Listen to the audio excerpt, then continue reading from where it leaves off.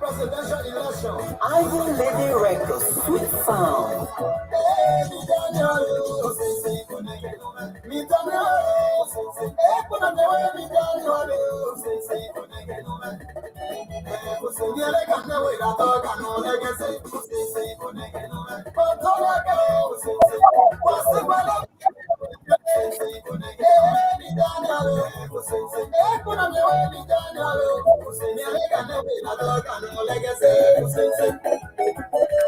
Tiawa is here to reflect our man on Liberia.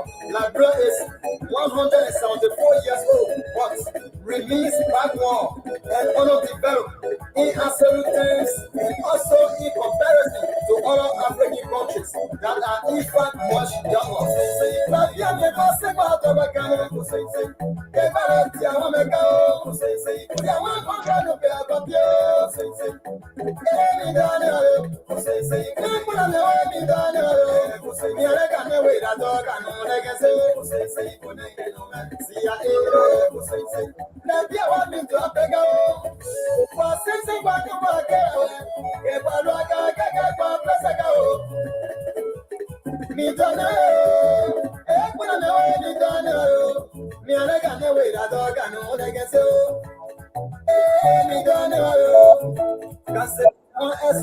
Is a Liberian.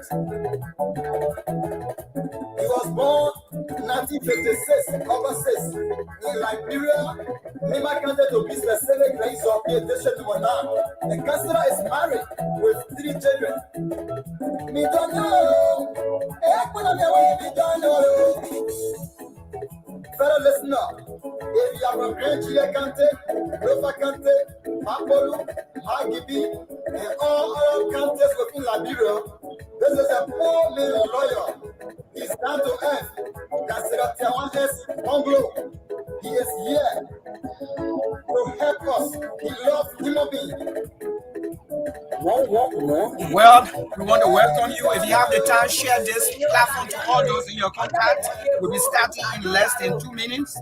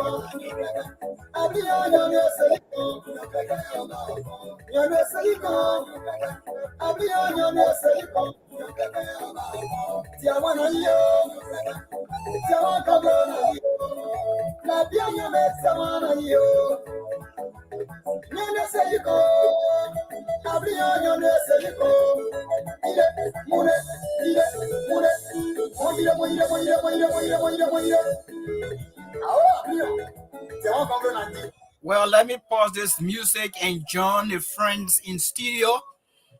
Today we should be having 4 or 5 persons coming here today, but we have 2 persons here plus myself, making it 3 persons. We're still waiting for Arthur. We sent in the link twice, and we're supposed to have later here, but I learned that she's at work.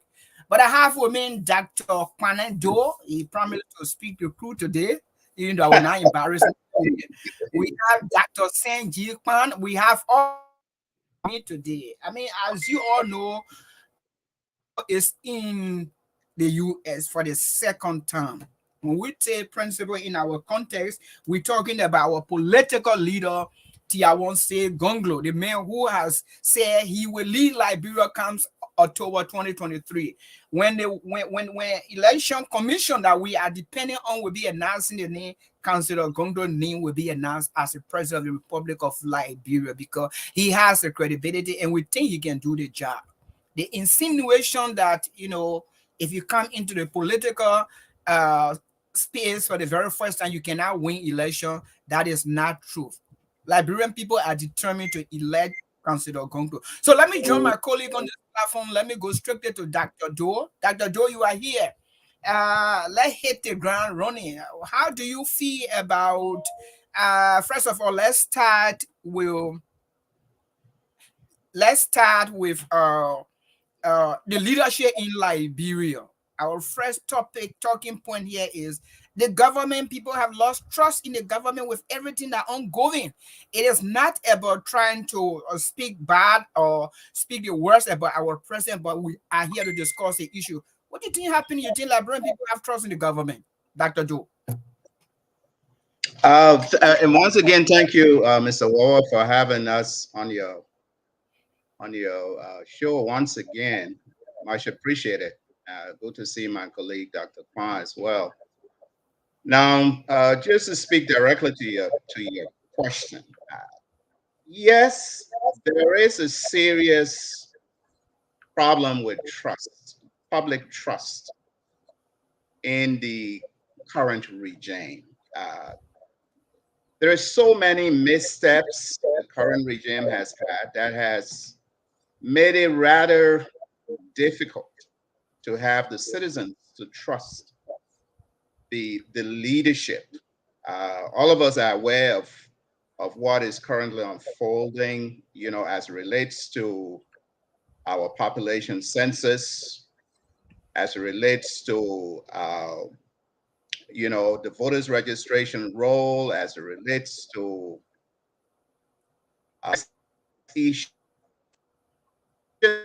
issues where the regime, in particular, yet the president has not taken the bull by the horn to one, at least speak to the citizens of Liberia, to provide some sense of direction. Now, amidst what is currently prevailing with respect to the census, we see that the president recently left the country.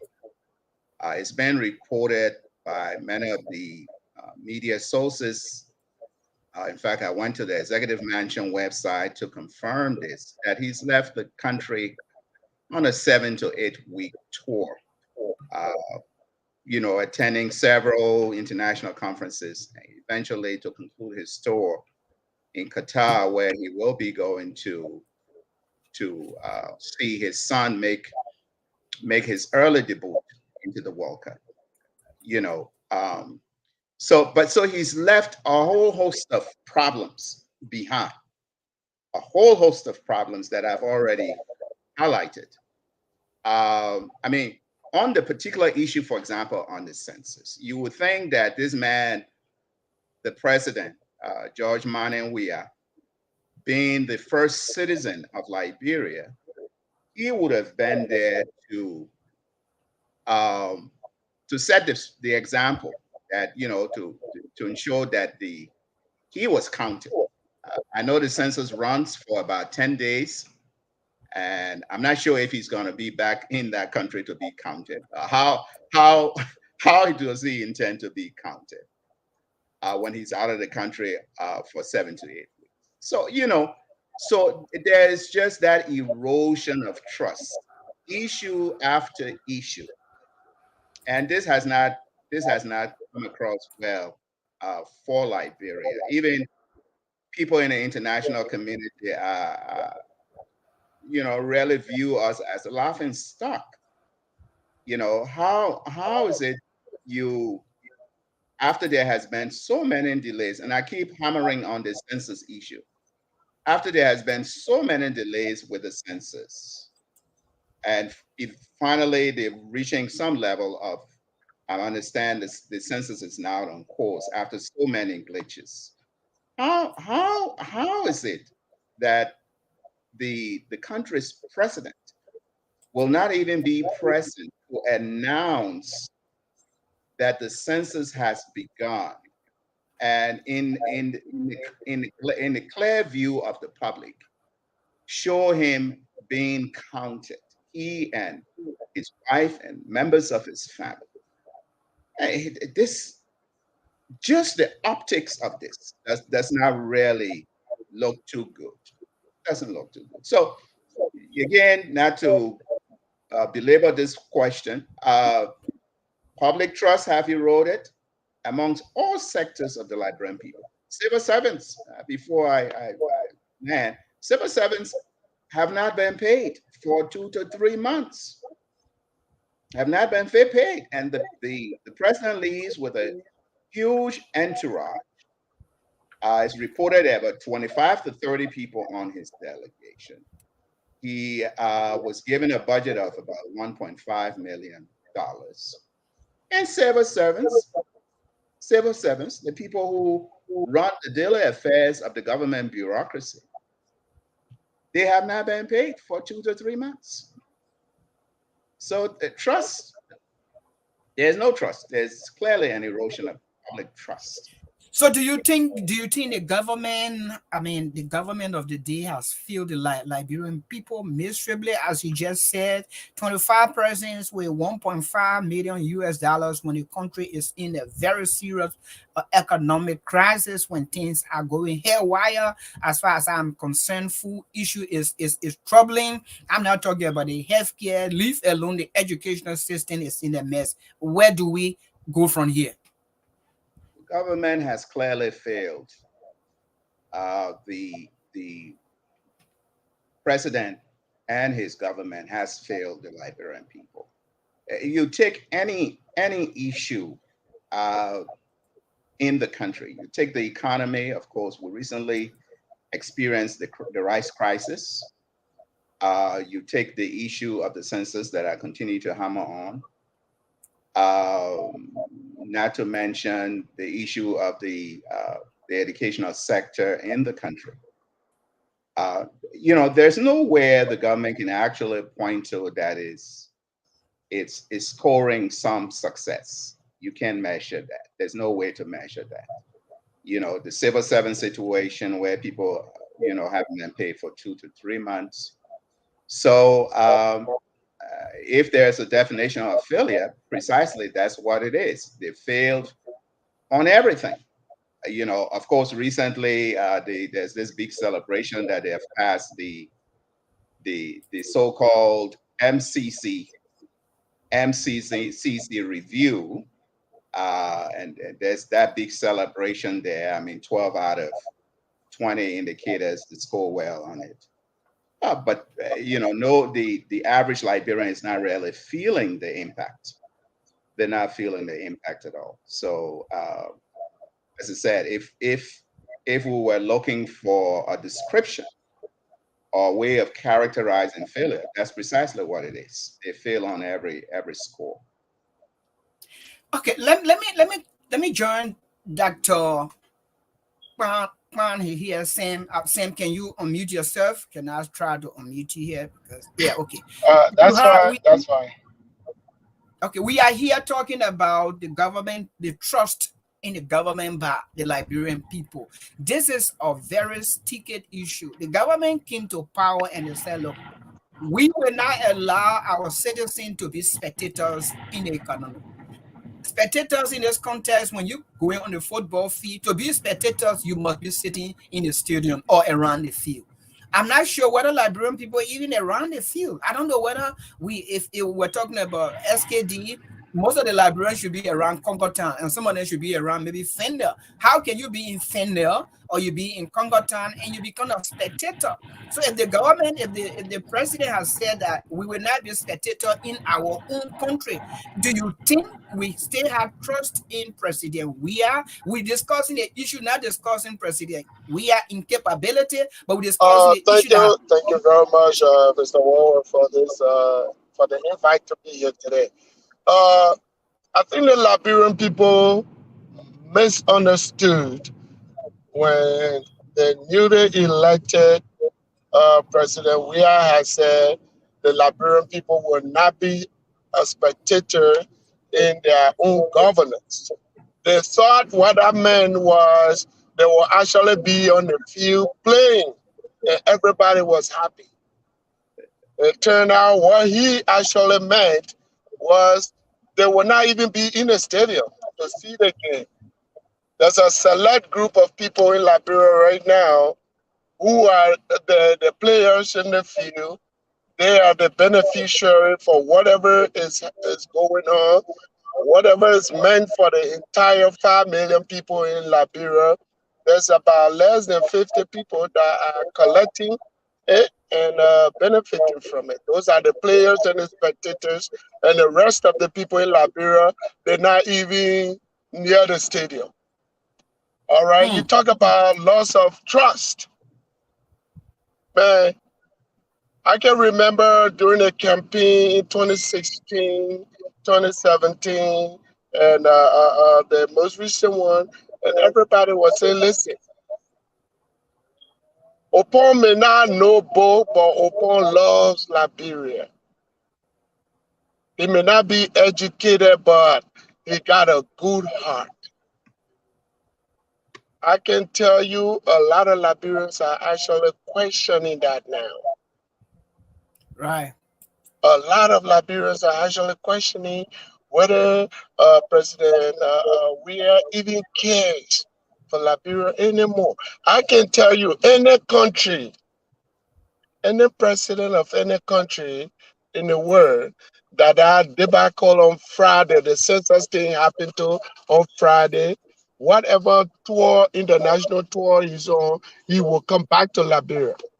Even like for 3 days and then continue a tour, he will come back and make sure things are in order.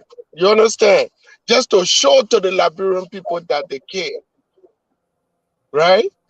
The fact that, that Friday was still declared a holiday, right, for the census, when they knew all this time that the census was not going to happen. So we just didn't miss the census, but whatever our productivity could have been for the nation for that day, we also lost it. There was no productivity. All offices were shut down. People were told to stay home when the government knew there was going to be no census. Even the night before before the census, there was an official announcement that said, "Oh, don't worry, the census will still happen tomorrow." You understand? And up to now, I don't think I've heard any official kind of chastisement from the president or any concern that this thing worrying him at all. So it's like, come on, there's a difference between incompetence and apathy, right? Incompetence is a knowledge deficit. You don't know what to do. But apathy is like you just don't care. Whether it's done or not done, you don't care anymore. So then it's like, okay, most of the people that have put their hope and trust in this government, they have been disappointed step by step, almost on a daily basis. The people that are in charge, if we stick only to the census, the people that are in charge, these are people that it is established, right? Competence is established. There's a whole document trail about women. not being able to do even common when he was just a deputy or assistant. He didn't do the job, and now they made him the mean guy, right? So it's like there's this attitude of don't care behavior that this administration. So the Liberian people, it's not just a loss of trust, disappointment and frustration from how this government is doing business. There was really, really high hope that because President Weah didn't come from some kind of elite family or he didn't grow up in a wealthy home, he will actually care. But the common people in Liberia, they weren't suffering. Their cost of living more than tripled. And even the ones that can afford to find the things they're looking for, they can't find it anymore. So yes, no, they cannot. Not only the people in Liberia, but those of us outside of Liberia, we are also disappointed and frustrated, and we have lost hope. Even those of us that just had 10% of hope, we've lost that. There's no effort right now being made to say they are trying to recover. If they are doing anything right now, they're only looking for more opportunities to continue to abuse the Liberian people and to steal the resources as much as they can. But I have not seen any genuine effort to recover the kind of hope that we had in them from the beginning. Thank you very much. For those of you that are watching us, we are on YouTube. We on YouTube also screening this. But I just wanted to play this so people can listen to it. To the Liberian people and to the president as a whole. You can be serious, Alex. Let me say for the record that Wilmer Smith is playing with a serious national issue that has to do with the planning and development of this country for the next 10 years. How can Wilmer and others inform the Liberian people that we have census next tomorrow, when in fact the over 17,071 enumerators and supervisors that should be counting people in Liberia has not been selected? I encourage you to go right now on the Legis website.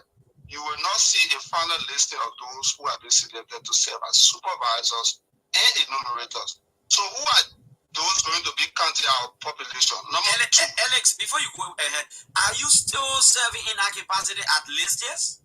Definitely. But what going on? We must say number two. Up to as I speak to you, there has been no formal contract signed with any enumerator or supervisor. So who are going to do the enumeration? Besides, Clarence, statistically, women has no understanding of census and statistics, and you continue to mislead the people. Statistically, when you conduct a census, you have three. Even if you check in the latest census manual, you have a minimum of 3 days before enumeration era that these supervisors and enumerators will go and canvass the EA. Canvassing the EA means to know the boundaries of the EA and the locality they are going to work in. After that, they will do what we call the household listing. That is, they will number each of the structure within the assigned enumeration area and determine the number of households that they will deal with. Because you have to have that record before you start to do the count. Because it is that record will tell a particular enumerator, say for instance, he has 50 households and 250 structure, for instance. It is that record that will tell the enumerator the progress he or she has made so far in counting the number of structure and household within that particular locality. And that has not been done. Besides, there are serious logistical arrangements and challenges all across the country. You saw all across the country, for example, in Basel, people are protesting. In Nima, people are protesting. In many lands, there's challenges. Women said it was because of mobile monitoring and names and all the kind of things. They've been settled now, or they are settling it once the thing starts. So this is common sense, parents. This is common sense. Today is Thursday. Tomorrow should be counting. People don't today, as I speak, nobody knows whether they have been finally selected as supervisor or enumerator. Nobody knows where they are going to be working. You know, there's no formal contract. And then you can't be serious. Well, I mean, this is something that I'm putting out in the public, and I'm alive. I'm saying it for the record. So let women show you one contract that has been signed by an individual who is going to serve as a numerator, so that binds the institution and that individual together with the terms and conditions apply. There's no such. How are you going to deploy, for example? People are going to go to Fubadi.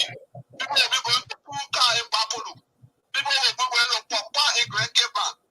When will they start to leave to go to those places? He said they are already there because they were trained. They're already there. That's false. That's misleading. That's false. People do not have the type of, and this is the one thing I want to say, and let me be on record for this, Clarence. I am encouraging Women Smith and the rest of the other people who are hijacking the serious national process to stop doing what they are doing, because they are embarrassing the government and they are embarrassing the country. And if they continue to do this, if they force it to go to census tomorrow, let me be on the record to tell you this, that we will not count, even if you give up to the end of this month, we will not achieve even 50% of the population being counted. And if that happens, Clarence, I'm on record as a professional person, you do anything you want to do to me, you will never achieve that. Because this process is not organized, it's dysfunctional, it is marked by corruption and incompetence. And this process what's your portfolio at Lysias? I am the Deputy Director General for Statistics and Data Processing, with the responsibility aspect the Legends Act to supervise all censuses and survey and provide professional expertise. You're confusing all here now. I mean, I'm just shocked. I'm sitting listening to you. I'm just shocked. I'm in. I don't know how to describe the mood I'm in, but I'm just shocked because. So Clarence, let's be clear. And I'm saying this because tomorrow, posterity will judge some of us, and people will say that we said this. There are too many excesses. There are lapses. There are high degree of incompetence and corruption at the institution. And we need to solve these things before. The census is an integrous process, and you must have people presiding on it who have people who have high moral integrity. Okay, not thank you, people Alex. who have been investigated and found guilty by corruption. Thank you, Alex. Thank you. Okay, so I meant to play this because, you know, for me, the census is not all about counting people going to election. I think we all here should know what the census entails. The result from this census will be able to categorically tell us exactly how many persons in Bokonji there and the kind of development that we need. Now, this is a person who is a higher up in Legends. He's telling us that somebody is giving information that he does not approve. Beyond that, in a government where that area should be a strategic portion, the people in there are they are like conflicting. They have the big confusion among themselves.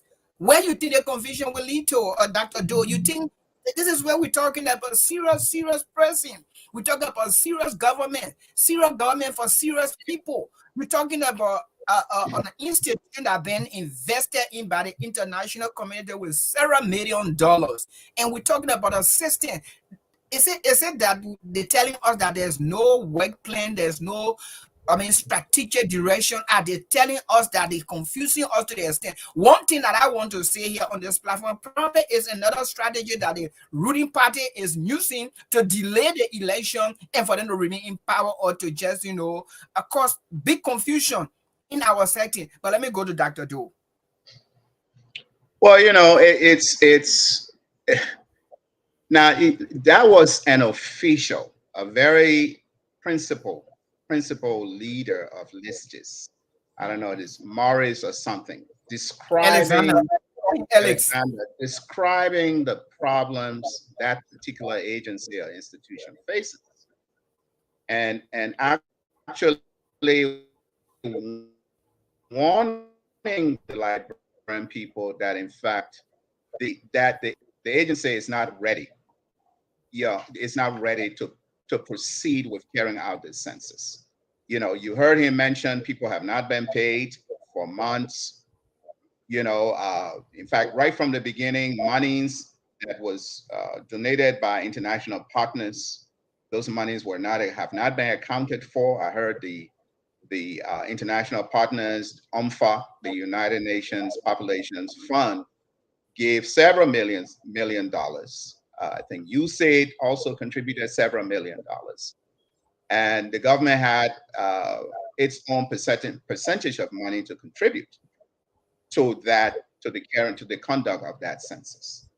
I mean, it's absolutely very sad that all this dysfunction. I mean, he used the appropriate word. It appears that there is a dysfunction. People not being paid. Census enumerators have not been posted across the length and breadth of the country. So it's really confusing. In fact, just last night, I think last night or the night before, I saw a release issued by some international partners saying that the census will proceed. But I was asking myself from which angle they're coming from, given all of these problems leading up to the official launching of the census. Friday was made a holiday, a national holiday. People were asked to stay home. I had been monitoring from my own angle to see whether enumerators were going to people's homes and carrying out the census survey. But I did not see anything. I tried to call some friends in parts of, I know some folks in Bassa, I know some folks in Sino. I tried to call whether there was a presence, whether they had a presence of the census enumerators. And nobody said, well, we haven't seen these people. We decided to follow government policy that we stay at home, but no one has shown up yet. So it presents a problem. And this is the problem, because there is a time frame for the census to be carried out. If the census is not effectively carried out past that time frame, there will be a constitutional problem, because the government cannot go beyond its constitutional limits, 6 years. I don't know what will happen after that. So everyone has to be really concerned, because the Constitution provides that every 10 years, a census should be carried out. And like you well articulated, the census is not only counting, the census serves so many purposes, development purposes, how you allocate political districts in the country, creating new districts to have new representatives and what have you. So how is it that all of these things don't be done? And then, of course, we have a new bulge of young people who have become 18 years of age and have reached that constitutional requirement to vote. So what happens? We don't know. We won't know, precisely how many people we have in our country, and who will be required to vote and not vote, for that matter. So this is the real challenge. But I think the more serious problem will be the constitutional crisis this is going to create. Because, as I said, the government cannot go beyond its constitutional term limit. And that's serious. Let me work on Aitor. When Aitor, thank you for coming. I know you had it very challenging to come, but thank you that you are here. Just for me to let you know, for some of you who just come here for the very first time, this program is embedded with our regular writing, our regular contribution. So if you have any means to contribute, we're going to put at the Zelle. Whatever money we've been collecting, we have been utilizing it for the intended reason. As I said to you before, Gonglo is a very strong figure now in Liberia on the political map Anytime they speak, they have to call Councilor Gongdo name. I think the only thing people are afraid of, and as I said on the other platform, people are just afraid because he wants to make sure that his worst enemy, that is a brother and sister to many government official corruption, he said, I'm going to battle it out. And if someone wants to battle your friend who is also helping you to enjoy the corruption, helping a lot of them to build houses and live abroad, send their children to school abroad, when thousands of children in Bon County, Basel, and River G, and the rest of the counties are not in school, they are feeling so insecure. So majority of them don't want to. But welcome, Ato. How are you today? Thank you. I'm doing fine. We are very sorry that you found it challenging, but this is the internet. But again, we are discussing about people losing trust in the government. Where do you stand on that? Do you think the government, with everything ongoing, starting from the rice issue, going to the so-called the so-called agenda or the publicized finance minister scorecard, that we have done well? We have done well in this contest, in my own view. It's not being felt by the ordinary Liberian. It is just theoretical. You don't go to Liberia. I had 10 calls this morning. People calling me, oh, if you even sense, we can't eat today. Oh, this other child sick. Oh, my child not in school. Scorecard on the theoretical saying with this complex issue now, married with the censor. You weren't here when I play what I got from Legis. Tell us exactly where you stand. You think Liberian government is still being trusted by not just the citizens, but by the international community? Alta? Well, I don't think the citizens themselves do not trust the government.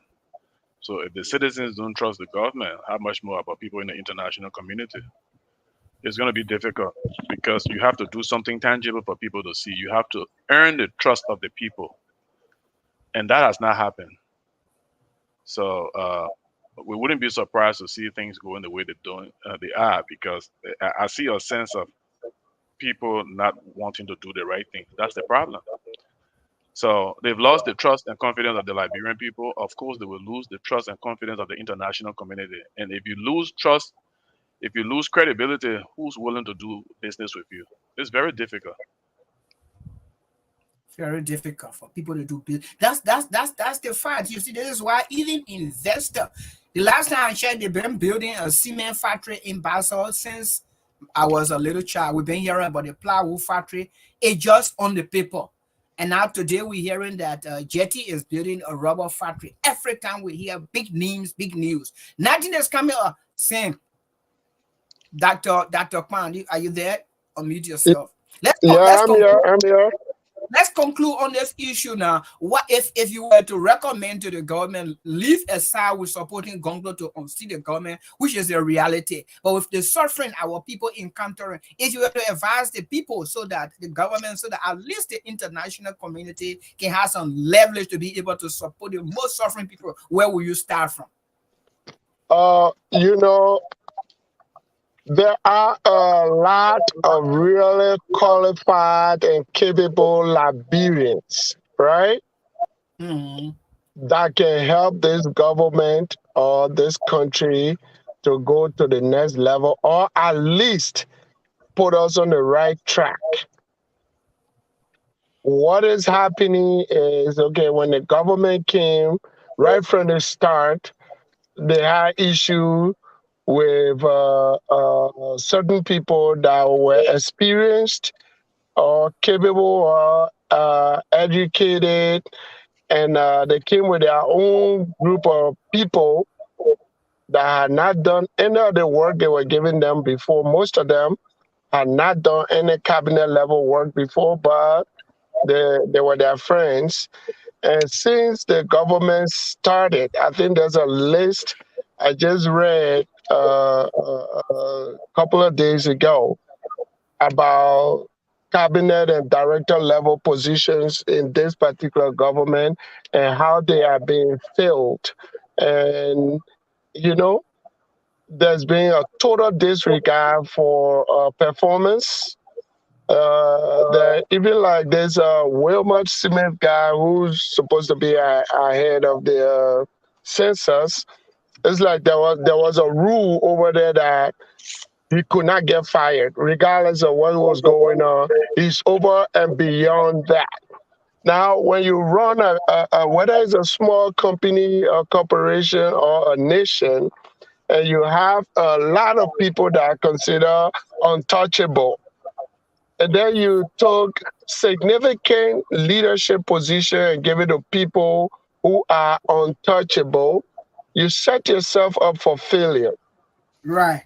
So if I were to give this government one big advice, it would be like, man, find the people who can do the job. This whole thing, but government. There's certain positions in government is not for bluffing. These are people that are supposed to deliver. And in these positions, both qualified and capable people with no regards of which country they came from or what tribe they speak, and you just judge them based on their performance, right? Listen, it took Jerry Rawlings just a couple of years to straighten Ghana out. Right? Yeah. When they knew that if you didn't do what you were hired to do, there was consequences for it. And, some people even, lost their life for that, depending on the gravity of the offense you did. He just did that thing for a very short period, and everybody straightened out. Liberia does not have to go to that extreme because we're a democratic country. We don't have to, nobody has to lose their life for incompetence. But man, come on. If you were judging people and firing people based on performance, Liberia will be straightened out pretty quick. It's a very small country.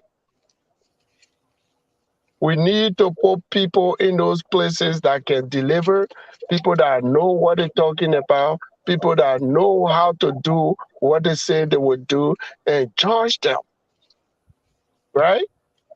That's all. That would be my only advice to them. There's a lot of well-qualified Liberians all over. Some of them are still right there in Liberia. You don't even have to leave the country. Sure.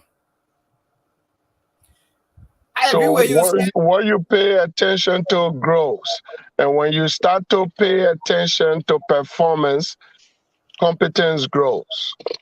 If you disregard performance and competence, and you only pay attention to your personal relationships or your tribe or what part of the country you come from, that's what you're going to get.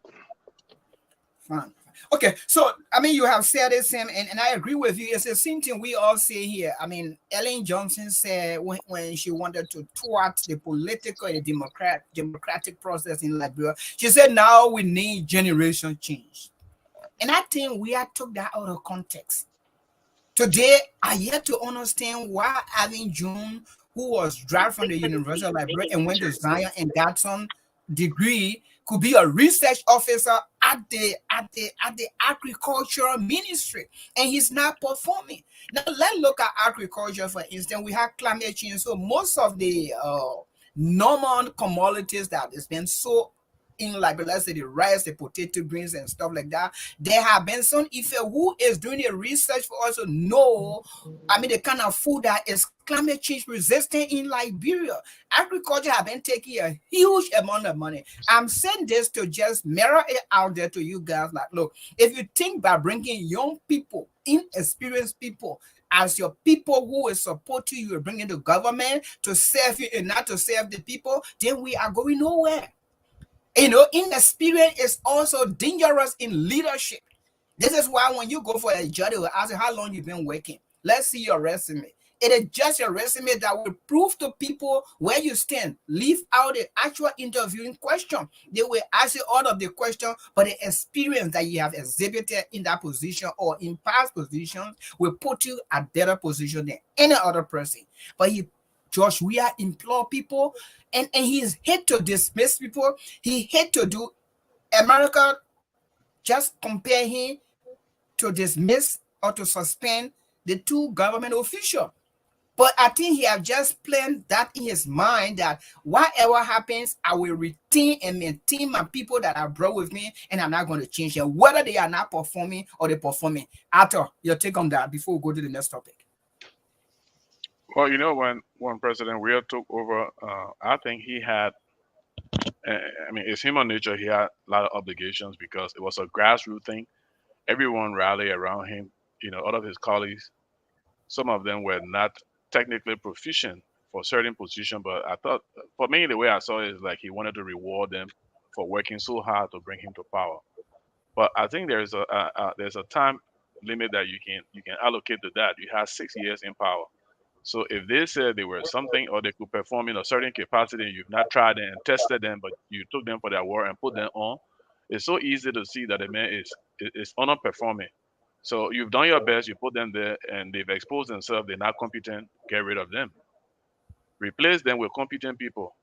As Dr. Ban just said earlier, you know, the country is so blessed. You have qualified people for every position in that country. I mean, tons of qualified people. Now, some of these guys, they have integrity. They want to do the right thing. But if you just want to surround yourself with people who will agree with you on everything you say, and there is no evaluation to find out the competency of these people and just place them in position, then the country as a whole suffers. And that's what we're doing now. There's no secret that we know some of our colleagues from here. Yeah, you mentioned that earlier. Here, when you're looking for a piece of job, your resume is very important. Okay? They want to look at that resume. Not just what you've done, but what you've done well in those positions. You can't just Right. say I was a cashier for this other place for 2 years, 3 years, or I was a business manager. What did you do? What processes did you develop or did you improve upon? Okay, what can we attribute to your success while you were there? How did you improve wealth at that company? All of those things will be taken into consideration. I see no reason why our people don't do adequate background check. Because here, for government related position, you all know those are also work for government. Like I will go to Liberia, and my former manager from the Firestone plantation will tell me, "Arthur, I know you were looking for a job the last time." I said, "How do you know?" He said, "Because they called me, they contacted me when he worked for Firestone. What did he do well? He was accounts payable supervisor. Tell Right. us about him." They went as far as Cotton University College to confirm that I graduated from there. These people can do it here, and they will give you transcript of it, who they talk to in Liberia. But we take it for granted that these positions they have implications when we put the wrong people there. And so we just place people in position. We have friends from here who we know they were doing nothing here meaningful at all. They took them to Liberia. You go there now, they have security details, they have, and they will boast, you see what I have here now. They're not contributing anything. So, you know, the president, maybe some of them are his friends, but sometimes it comes a time when you hear all these outcry. We are alone cannot run the country, but the people around him, if they just sit in those positions and do nothing, it becomes difficult. He just has to develop the willpower to let go of some of these people because they're not adding any value to his government. Okay, let me join Dr. Doe in a second, but let's listen to this. One poor man lawyer, the court counselor, Tiawan say Gongo. He finished say he agreed now to run for president for this country after some Liberian people asked him to do so in next year's election. So Councillor Gongo say when he win and sit down in the chair as president, his government will use some good ideas, about 10 ideas to change Liberia into a better working country. The Gongo administration put all these Google ideas under one big umbrella they call the Agenda for a Better Liberia under Councillor Tiawan say Gongo as president of the Republic of Liberia. So let us listen Google now so that we can understand these fine ideas the Gongo administration will use to make this country better. The number one thing the Gongo government will do as soon as the councillor become president will be to start fighting corruption.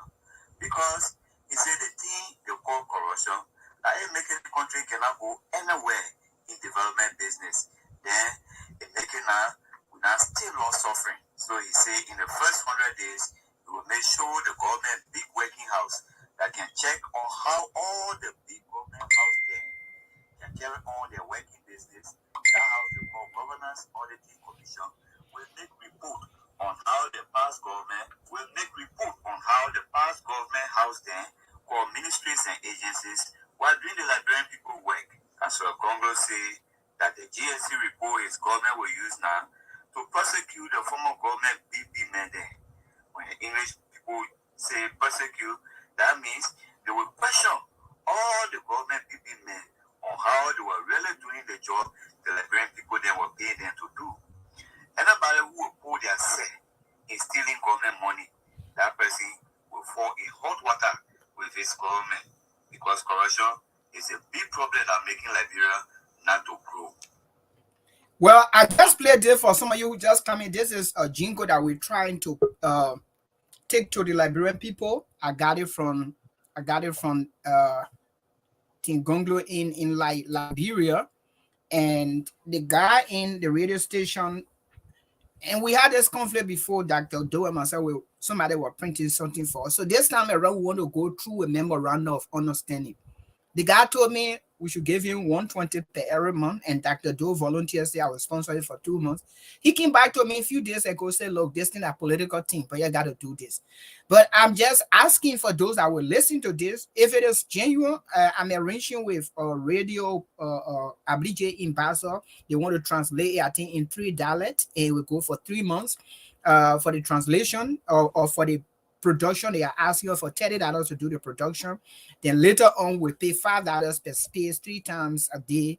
And it depends what we want to do, so we can have it on 2 radio stations. I think we need to have this kind of thing going out there, so people, and the information is very clear, is very genuine, it's very simple in a very good Liberian English, and it could be translated into various dialects. But Dr. Doe, your outtake on the fact that people are not qualified and occupying position of trust in government, leading to where we are today. Do you think it is because a generation team you can just take any Dick Harris and whatever and put them in position because they are your friends, or because they are your brothers, or because you want to please them, or you want to reward them? Do you think that is allowed or acceptable in this new dispensation where we want to see quality control and quality governance in our country? But clearly, that shouldn't be allowed at all.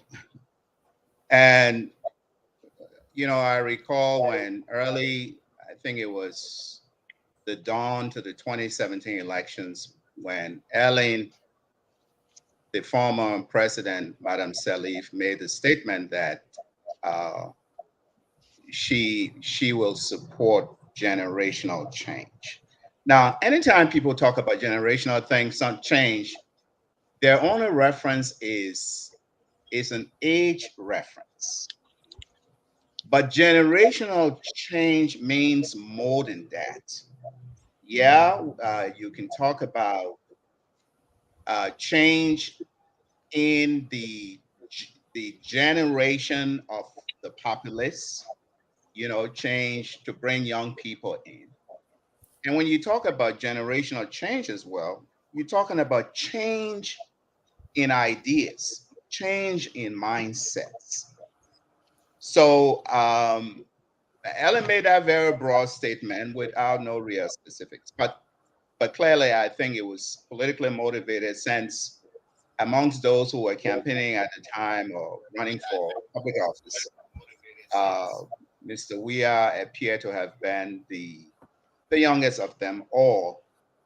And based on her own relationship with him, she felt it was time to reward CDC that has been in opposition for almost 12 years, to give them that, to give them the mantle of leadership, which I thought was one of the biggest political mistakes ever made to that country.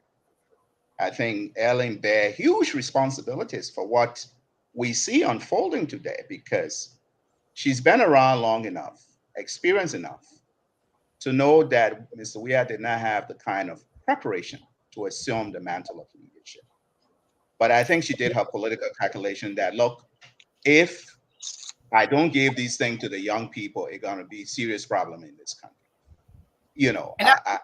I think that was the calculation she made. But she clearly knew Mr. Weah was not competent. But back to your question of whether people should be rewarded based on loyalty or based on merit. I think basically what Mr. Weah has used since his ascendancy to the presidency, to determine how people will be placed in serious positions. It's basically based on loyalty. I recall early in either the first or second year of the regime, Moluba Molu, who was the current CDC chairman, was carrying a list around from ministry to ministry, a list of the CDC partisans, ministry to, No. yeah, I think you remember that, basically saying, carrying that list that, oh, these people have to get jobs here and there. Not even understanding how those various government ministries and agencies work. I mean, people who had worked for many years, who have not only the experience, but the institutional understanding of how an agency works. I mean, to cabinet minister, deputy or assistant minister, those are not just play positions. These people were either were forced to retire, number one, or forcibly removed and replaced by a CDC partisan who, basically did not have any experience. For example, you cited agriculture. My first professional career was in the area of agriculture. I have my own first degree in agriculture. And my very first job was at that Ministry of Agriculture. The position, Alvin Wiese, you mentioned Alvin Wiese. He happens to be a relations of mine. That position they're placing him, he's not qualified. I worked over there in that very position, not as a minister, but as an agricultural researcher. I was working directly with extension officers all over the country because there was a big push to improve the agricultural productivity in the country. We said it's a college dropout. As I say, he's my family man. In fact, when they appointed him to that position, I put the phone and called him and I said, you're not qualified for this job, my young brother. I almost call him my son. I said, you're not qualified. So do yourself a favor, try to go back to school and finish up. But that was the trend, the pattern that was going on. We were just putting people in positions, different places. In that particular position, you're working with World Bank experts, you're working with IMF experts. They're providing funding for improving agricultural research in the country. And you put a young man, no experience, have never worked before in his life. You just throw him there and you say he'll be assistant minister for extension. I had to laugh. So, but yeah, the government has not really even used the civil service. The civil service is the agency responsible to qualify you. Any position below assistant minister, you must have, I think, as Brother Arthur said, and Dr. Kwan said, you must have the requisite qualifications. And it's the civil service that will determine whether you qualify for that position. But all of the appointments were politicized because, again, the regime wanted to reward its loyal participants. Early in the year, you can reward people, but you don't put people in capacities where they don't bring the experience, they don't bring the knowledge base, to be productive on that job. You're just creating sense of failure, and we see it all happening all over the place, which has not augured well for the country. Very well. I mean, and I want to call on people who are watching this platform on our other monitor here. If you can call, the number is on the screen. You can call us and give your input. This is a very relaxed platform. We're discussing the issue, although we mentioned few person names, but we're looking at the issue affecting the greatest population. Let's quickly go to our next topic very quickly. Education in Liberia has been so costly. In fact, have been the costliest fund ever that I have known, to the point that people graduating from kindergarten, they have to pay $150 for graduation fee, guns and everything. Beyond and above, I want to make this, it's not a revelation, because every time I call Liberia and I ask various schools and principals and other people too who are in education, every school now in Liberia, they are now selling their uniform from socks to cap, even to copybooks, and so expensive. How in this world you will tell somebody that is in first grade or A-B the world black shoes? Black shoes for what? Black shoes, black socks, 2 pair of socks. They're selling sneakers, they're selling everything. and they're making it so expensive. In my mind, I think they have commercialized education to the point that everything is about money and there's no quality. Many of the guys that graduated from high school are now trying to be disrespectful here. But even if they write anything on Facebook or something that they send to you, sometimes you find it difficult to understand. You want to ask them, what did you write? But sometimes you want to keep that relationship.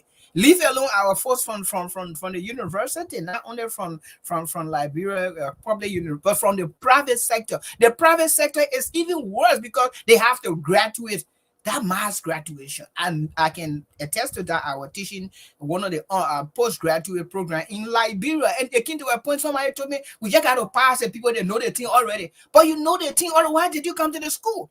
We're talking about postgraduate master program. Somebody telling me, let's just pass the people. The people know the thing or that just the practical they coming for. Oh, but let me go to Ato. Ato, you think, I mean, the way we're trying to handle our educational system been so expensive or quality so poor. How can we improve education? Do you think we have any room? Leave alone the we are government, but now and in the future, how do we go about doing that, Ato? I believe we have rules on the books when it comes to how we achieve quality education, but the system is broken. The system is broken. We do not prepare our schools very well. No one is held accountable for anything. Like you said, why do we ask children to? When you see them bringing those uniforms and shoes, those who are perpetrating those things, they have some compensation from the dealers, the sellers. We will send this number of students when they buy this, then I get this percentage. It is about them and not about the students. Okay, and those are some of the things that are contributing towards the lack of quality in our education. I give you an example of myself here. When you come to the U.S., and you are new here, it's a challenge getting your feet on the ground because they ask you for your experience before they can place you on, I mean, in certain positions. So it becomes difficult. So you're willing to start from somewhere. My wife and I went to a temp agency to do a test. We took the test and we sat there and they kept calling people in. She's a graduate of the University of Liberia. I went to Cotton, and they were calling people, who took the test, and they would not call us. After a while, we spoke to the recruiter, and the recruiter said, "Yeah, we didn't call you both because we're not looking for people like you." And I said, "What do you mean?" He said, "But you both score 100 on math and English. We want people who can barely make 70 to 80 because this type of job, you know, they're not going to leave it. They can't go anywhere else. This is the best for them. When you score 100, the lady asked, 'How long have you been in this country?' We said, 'A month.' She said, 'I see why you want to work here. Because when you score 100, you don't belong here. By the time you find your way around, you're going to resign this job.' Well, that same area, right? Somebody came to me. I was helping them. He claimed to be a junior student from the University of Liberia. I'm not picking at the U of L because I completed my classes there. My wife is a graduate from the UL. I know a lot of strong students from there. It could have been Cottonton. But when students are not prepared, he's a junior student from the university. I took him to that same place and he could not make the 70%. That speaks to the quality of education we have there. And it's a whole lot of contributing factor. Teachers, you see, if you look forward to going to your job, that if that job goes away, your livelihood is gone, your family sustenance is gone, you'll be more serious to do it. But when you don't pay those instructors, we're not saying because they're not paid, then they should do what they do, but those things they count. The man lives Barnums Bay, he has to come all the way to Central Moravia to teach. He has a family. You can barely give him $100 per month. If you consider his transportation back and forth every day, so he doesn't care. He said, I think I better do this. I gotta sell uniform, I gotta sell shoes, I gotta sell grades, because that's how I will sustain my family. But if we pay these people well, and they know that that job is the one that's sustaining them and their family, and losing that job means something to them, they will be focused. They would know that we're holding them accountable. Any little thing to do, we can kick them up. But right now, as it is, these guys are not serious. Nobody paying the people well. So much corruption in the school system. I have my cousin living with me. He was in school. I was helping him. All of a sudden, he calls me, "Uncle, I have to switch from the regular school to go to night school." I said, "You're so young. What are you doing in the day you have to go to night school?" He said, "Because the regular school, when they give assignment, we have to return the assignment in an envelope. And in that envelope, you have to put cash. If the cash was not substantial, the instructor will not even look at your paper. The first thing he opens the envelope, he takes your assignment, he takes the money. If the money looks good, then he gives you some grade. If you don't have that money to pay in that envelope, you're going to fail. So he decided to go to night school in Firestone because that night school was taught by most of the Firestone staff. These guys, they are well paid, and all they want to do is to give back to the community. So they're not even getting paid from that night school, but they are imparting knowledge because they are very sound people. So my cousin went to the night school. He graduated. He did very well, you know. But the regular school, he couldn't because they were requiring him to put his grades, his assignment in envelope with money before the teachers can even look at it. The system Well, is Dr. broken. Joe, that thank you very much, Dr. Joe. That's the kind of system we have. When we went to school those days, I know in the first grade you have to memorize 2 times 2 to 12 times wherever. That was your first assignment. When you ask somebody do multiplication, look for calculator, or they want to go on the computer, you tell them 8 times 8, they say, "Oh, I got to put in the computer." You tell them 12 times 12, they don't even know. Leave alone 15 times 15, very exact figure, they won't know. I'm talking about even writing a short sentence, telling somebody to greet somebody to tell them. I'm not sure whether this is the problem of the students or, as Arthur said, it's the system. I think something actually wrong with the system. This is why Councillor Gonglo, in his 10-point agenda, education is very key. He has said we will pay the instructor good money. We will pay them very well. In many countries in here and other areas around the world, teachers are considered as one of the nuclear component of the the governance body, because you know what, these are the people that are producing the more productive people. Where you stand on the, do you think education being expensive, quality being poor, is it cause of the student, or is the system? It is all of those. There is, I mean, if there's anything that is so sad in that country, it's the educational crisis that we are saying happening before our very eyes. And a crisis, you can define a crisis at 3 levels. There is a learning crisis. The kids are not being, sufficiently taught. There is a funding crisis. The public education system in Liberia is not getting the kind of funding needed to truly support education. And as an educator myself, I've taught at different levels of having been in America for quite some time, taught at a different level, the public school system as well as college system. In the public school system, there's a formula, there's a general standardized formula that is used to determine, how much is being paid, how much is being used on one student to educate that student. Off the top of my head, in America, I think it's a couple of $1,000. In Liberia, in fact, the concept is called funding per pupil. Funding per pupil. That in Liberia, it's not even more than $23 that is spent on a student to educate a child in the public school system. Can you imagine what $23 can do? Meaning, if you have a lunch program in place, meaning you're providing instructional support for the students. I think I heard people mention copybook, pencils, all that stuff. I heard Arthur mention, people taking an envelope home and giving it to a student and what have you. And then, paying teachers an adequate salary such that they will have no need to do anything else that undermines the educational system. So that's the crisis. Then there's a leadership crisis within the educational system.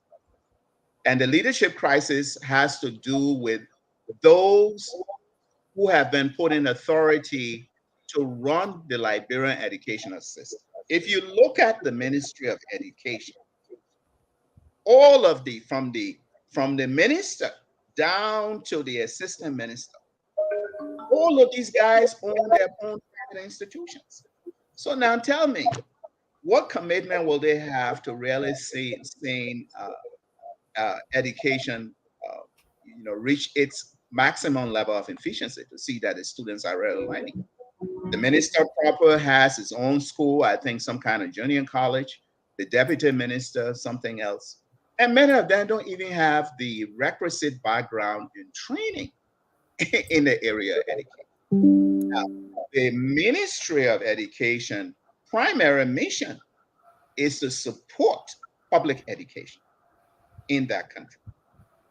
And as I said, if you even dig deeper and begin to look at the background, most of the people who running the Ministry of Education, many of them don't even have training in the area of education.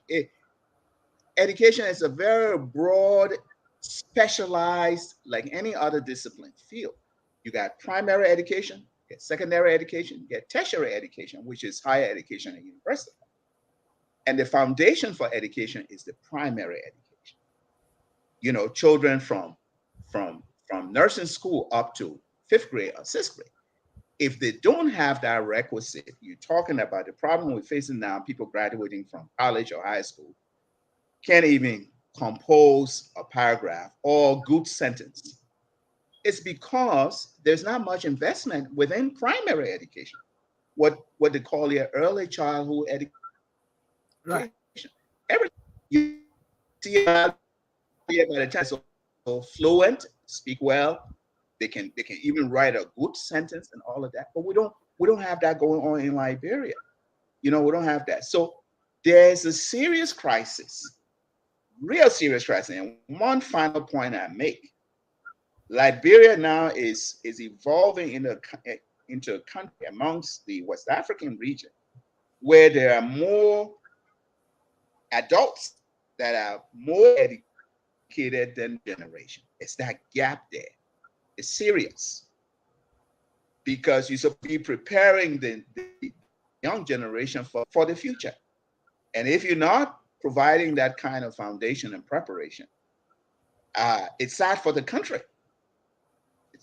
So who assumes leadership in the next 15 years when some of us will no longer be around? When Arthur won't be here, I won't be here. We'll maybe, you know, sitting in our backyard in our rocking chair and stuff. Who carries us forward? I mean, when we have a youthful generation that is not prepared to really lead, provide that kind of leadership. So that is the crisis affecting the education system there. I mean, the whole thing now is commercialized, you know, because the governance of our education system, they all own their own schools. The children are not learning appropriately. Teachers are not being paid appropriately, you know, and all of that, you know. I mean, and I can go on, you know, and the way to correct it, there are ways, and I'm happy Chancellor Gonglo, like you alluded to, has made this a central plank in his 10-point agenda to improve education, focusing on primary education and followed by secondary education and tertiary. But the foundation, we have to really put in the resources, have competent teachers, trained teachers at the primary level. I've always told myself the day I go back to Liberia, I want to do anything, I'll go teach kindergarten and first grade. That's where I go to teach. I'll give my service to the country teaching kindergarten and first grade, because that's where the problem begins. And I agree with you both. I agree with both of you guys for, I mean, laying it out in fun and in shape. We have to fight, and this is where we want to. Let's take this 2 minutes to educate our people back home, because you know what, I've been hearing people say, "Oh, Councillor Gonkler is first on the political block," but does he have the answer? I mean, that's it. I asked them. Ask yourself, 5 years back, 3 years back, count your blessings, count your achievement. Okay, so let's agree that somebody is coming to give you $100 today. Say, bring all your family members to vote for me. 6 years, that $100 will not even accomplish 1/3. If you want to say very good, we can say 1/10 of your life gains, what you're going to get in 2 months. After a few days, $100 US is gone. You have prayed, you have given your birthright to somebody who will dash you out and say to you, I bought my vote.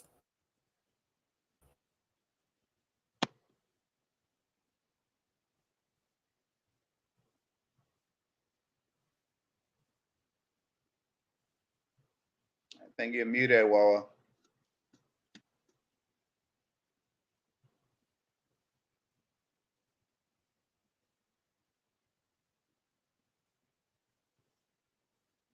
To go in. Yeah, we're back. Thank you. We lost you there Yeah. for a second. Yeah. So you ate the money. You ate the money for 6 years, $100. But remember, you're not going to gain anything another 6 years. Maybe you are 26, 6 plus 6 will get added to will add another more 12 years. If the person stay in power for 12 years, you'll be 32. Another person come back and say, okay, you say, yeah, just give my own. So what we want to suggest to the people in Liberia, and I'm talking about across the country, don't allow anybody to buy your birthright this 2023. Let us understand that education, healthcare, food, shelter, those are your human rights. You must preserve them. And the only way you can do it is to vote for someone who has said, everything being equal, the one that is responsible for you to lose your credibility in yourself, that self-esteem, which is corruption. I am ready to fight that nightmare to the ground. And I said it yesterday on another platform. Gongo did not say he's going to fight corruption and get rid of corruption. But you know what? If we minimize corruption to the bare minimum level, where people who will be taking 30,000 for community engagement, another 10 to 15,000 for agricultural break in parliament, and will be riding and will be having cars costing about $160,000. If we can reduce those expenses and put the money into very useful, a project like agriculture, like education, like healthcare, then you will take your children to the hospital and they will get paracetamol, they will get gauze bandage, they will be treated, they will be admitted, and they will be in a hospital with current, because you know what, electricity will be everywhere and people will see the value of money. We call that return on investment. So the money that we pay in the taxes and the contribution that people will be making will be used for the intended purpose. So this is our message to the Liberian people. Whether you believe it or not, as Councilor Gongre has said, if we vote the current government, currently we are in the RC, but that will be a very it's not, we don't want to call it unpredicted, but because it's predicted already if we vote. So I'm not going to say unpredicted. We're going to kill ourselves. But I want to go to, we went to news this time, the education landlord that we talk about, to advance our people, because you go to Liberia every day and you encounter a lot of youthful population, and these are the people that say, oh, you kill my pa, you kill my ma, I will vote for you. You know, boy, I will vote for you. Let my get that the man we want. Please advise our people in Magibie, send you from that part of the camp, because I've been hearing people, and I'm not trying to pick up Magay. I'm not trying to pick up Magay, but I have to do this because what the Magibians are doing for me is so disturbing. And that is the Bassa Bell County item. Well, you kind of think about it. It's not like all Magibians, because that part of the place, we're proud of our people. We have a lot of very sound people coming from Magibie County, even those that reside there now and those that are here. But of course, you have a silent majority of the people who may not really be able to care for themselves because of the economic situation in the country, and then they just give into to anything, right? Going with the wind. Anybody come and makes the most noise, give them something for them to eat today or tomorrow, and then they follow you. They make all this noise, but what they are forgetting is your sustenance, and that's why when you talk about the preference of a man like Gonglo, you know that this is somebody giving the opportunity who will help you to maximize your resources. We do have resources there in the country. People come and they invest in them, but we get nothing in return because of the level of corruption in the country. We're talking about somebody who's going to help you to actualize your self value, okay? Help you to become somebody, know who really you are, as compared to somebody who makes the most noise with lots of people around them, and they kind of give you a bag of rice or a few cups of rice today. After 1 week, what do you put on the table for your children? How do you pay tuition? We want somebody who can help. We need to look forward to someone who can empower us to help ourselves. And that's where Gonglo come in, because corruption kills a country. These people come in, they invest, they pay taxes, the money goes in the pocket of other people. We want somebody like Gonglo who will be able to create jobs. think about somebody who's going to be creating jobs for you. Because when you have a job, you can take care of yourself, you can take care of your family. You're not going to be following people because they gave you a bag of rice today and then you say I'm going to vote for you because you voting for them. That's a 6 years commitment you're making. You're getting ready. You will enjoy for 1 week and suffer for 6 years. But we want somebody who can be able to create those kind of opportunities for you, so that you can be able to fend for yourself. And that's where Gonglo sets himself apart from the other people. This man is surrounding himself with people who mean well, people who know that they can be held to a certain standard and they will live by it. This is a man who is saying, I'm coming in. I'm coming into work and corruption. I will fight corruption. You either decide to be corruption free and be in this government, or you stay away, because we're not going to encourage something like that. And I will encourage my people in Margibi. You are a sound group of people, hardworking group of people. Don't just follow these people who will come, because these are the same people that say, well, those people are not serious. I can do whatever I want to do when it comes to election. I can come there and give them a few cups of rice, put some money in their pocket, or give them some beer, and then they will vote for me. They will be the same people saying that, and then you will be in there for 6 years, looking for somebody to help you out. So this is an opportunity for you. They may come and take you off for social gathering, but remember, do they have the country at heart? They don't. It's all about themselves. They are selfish gain and those of their friends who are ill prepared.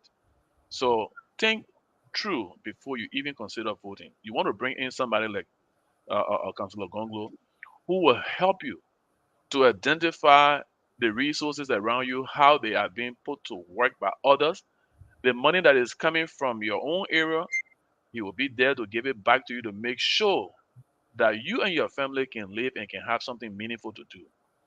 This is about time that we got very serious and then start telling those who are coming to petition us for their votes, okay? That we want somebody who can help us and show us how to fish. We don't Right. want somebody to come and put fish on our table for us. Gone are those days, because they're not going to do it, on a perpetual basis. No, it's just for the time that they need your vote.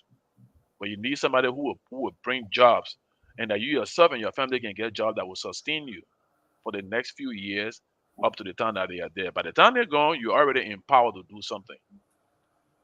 That would be my advice to our people. Thank you very much. And I like the way you put it, even though I was wrong when I said in my Gibeon, because it's part of the Basel bill. But when I saw then, I smell notice, and recently I saw people petition, and you said it right.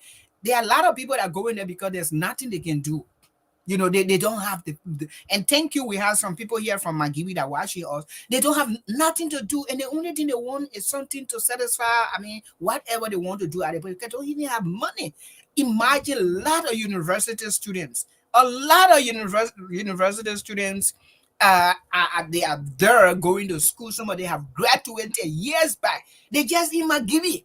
They just in Kakata. I'm not even saying, but in Kakata, because I work with a few of them. I ran a radio program in that part of the country for 3 years. I was practically living in Kakata. Every time we were on the air discussing this whole issue, my people, as our brother have said, when they bring the money, I say don't take it, because I can't get everybody money. Take the money, but use your head. Don't let them kill you. Yeah. If possible, tell them no, we're not going to go that route. You can bring your money, but you know what? We're going to be credible. We're going to make sure that our healthcare is improved. Since the hospital got burned, they've been building the rock of AJ Cleverman, it stayed there.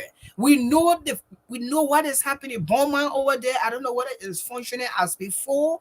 We thank God that the government empowered. There are a lot of credible people that are doing things for you guys, but you have to be frank with yourself. Your future is no more. The future is right in your hands. To say, oh, the future will come tomorrow. There's no more future that will come tomorrow. If you allow yourself or yourselves to be dealt with in this manner, fashion, and shape, and you see the right thing and you refuse to do it tomorrow, you'll regret. Before we go to the next topic, let me listen to Dr. Anando to advise his people from Grand Crew County. I'm not going to allow him to speak the crew today. He told me I shouldn't bother him with that. But tell your people, tell the people like do we stand to benefit by being credible? What do we stand to benefit? To say, no, we're not going to allow this. The last time you deceived us, 12 years, there was another government in power. I graduated from the university since then. I've not gotten anything. Another 6 years, we've been on the same thing. You coming back where you're saying Joakale. You're seeing information. How would you advise your people before we go to our last topic very quickly for 10 minutes. Yeah, quickly. My parents are from Grand Cru and Sino. I'm from Monrovia, born and raised in Monrovia. I grew up in Yuku Town. Okay. In Crawdedepo. Very well. That's what I want to hear. I want to speak directly to my people in Yuku Town, where I grew up and became a young adult before leaving that country. And you know, our crowd people, we are very proud people, very proud. We have the scars and the lashes of struggles in that country. And we were very proud when a son of Grand Cru and New Cru Town became president of that country. But he's been a great disappointment to our people. Great disappointment. You know, so my people in New Cru Town and my cousins and nieces, nephews, uncles in Grand Cru and Sino, let's not repeat this mistake. Let's not vote based on ethnicity. I know you, my people, you're very independent minded. Some of you have already told Mane that he's messed up and he can't be rewarded another 6 years. You know, the hardship in the country is rough. I think Arthur really provided good descriptions. You know, the burden is on us now here in the United States and other parts of the world, because as the hardship has increased, there are more demands placed on us. We can't continue to carry this burden through and through. If you reward money another 6 years, he's not up to the tax. He's not up to this tax. He's not up to the task. Y'all know we are proud people. Let's give this thing to somebody else. And the best person right now is Councillor Gonglo. This man has sacrificed. He has the stars on him. He took on the tyranny of Doe. He took on the tyranny of Taylor. Before that, you know, he's been a student activist. Taylor almost killed him. All his life has been an example of trying to do good by his people. You're free us small, free us a little bit. Take off some of that burden off of our shoulders. I have to pay, I don't know how many people I got on my list that I have to pay school fee for, send money to every month. So the list keep increasing. We're tired. We're tired. We need somebody who is real. Somebody just sent me a phrase just last night. He said, the real papa that has come or that is coming is Councillor Gonglo. Because his personal life demonstrates that. His professional life demonstrates that. All his life he's been about helping people.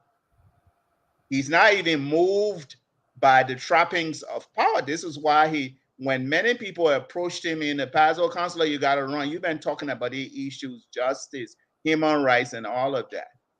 And every time we bring it to you, you push us back. But this time around, you know, you need to step up to the place, because who else can we look up to? You know, who else can we look up to?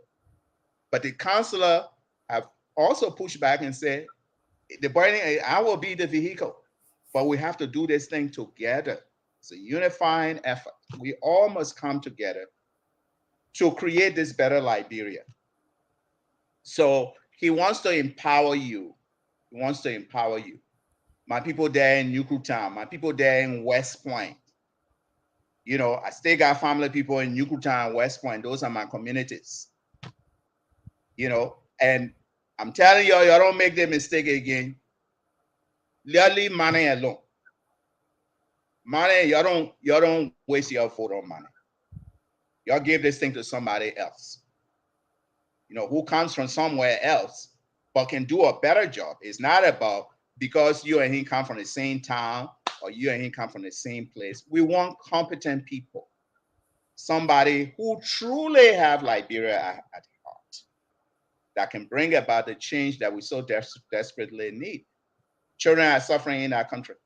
Young people are not in school. You know, somebody gets up, a grown man gets up in the morning, he doesn't even know where his next meal is coming from. Why should you reward somebody who's not addressing those problems? Mothers are dying in childbirth. Young children are dying even before they reach the age of 5 or 6.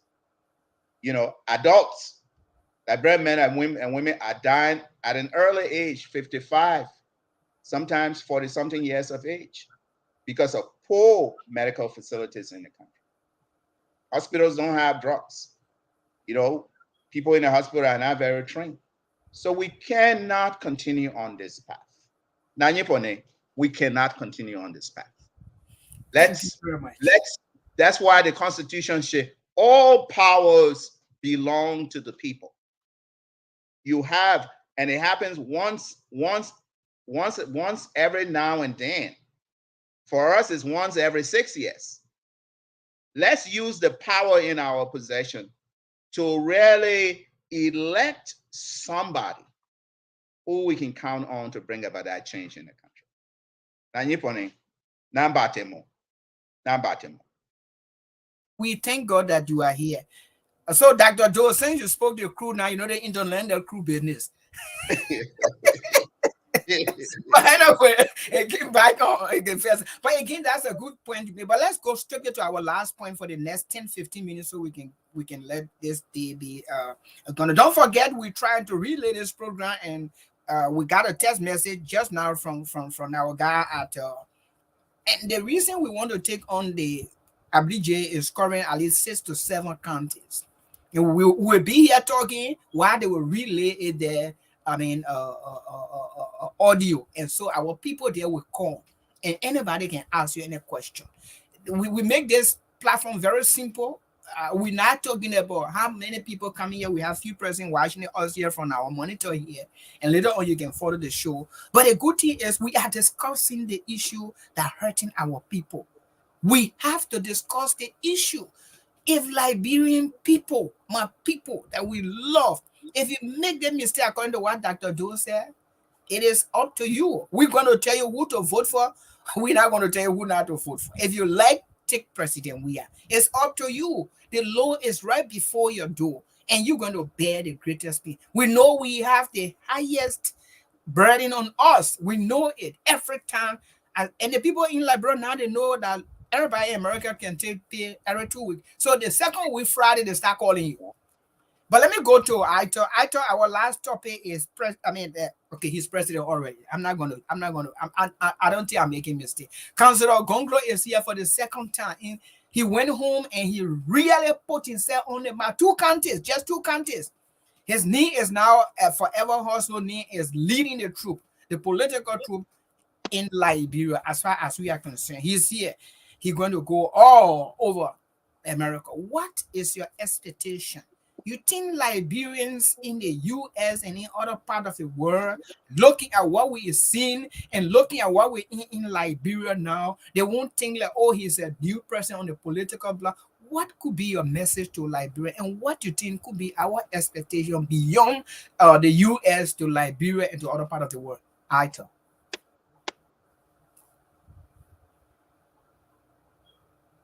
Can you hear me? No, you mute. Okay, now we can hear you. Yeah. Okay, yeah. Well, being new on the block is simply he's new on the block because he has never, decided at a point in time when everyone petitioned him to step forth and do what he wants to do now. Right. That does not mean that he has not much to contribute to this country and to the international community. He's well prepared. He has a track record for identifying with people who are in need. He has a track record for advocating for those who do not have any advocate. He is sound and very knowledgeable. He is someone of integrity. And I think given the opportunity, he can take this country from where it is right now and put us in a place that we really, really belong, because Liberia is a great country. As Dr. Joe said earlier, there are so many qualified Liberians in Liberia and in the diaspora. but then they are not given the opportunity to serve in those capacities that they should be serving in simply because they are not friends with whoever is in power at the time. The merit system has gone out of the door. And that's one of the major problems we have. Somebody that Tawon Konglo, he is going to bring back that merit system. If you've proven yourself qualified to function in a particular position, you will be given that opportunity. He will bring credibility to the presidency once again. So it's not about him being new, but is he qualified? Is he competent?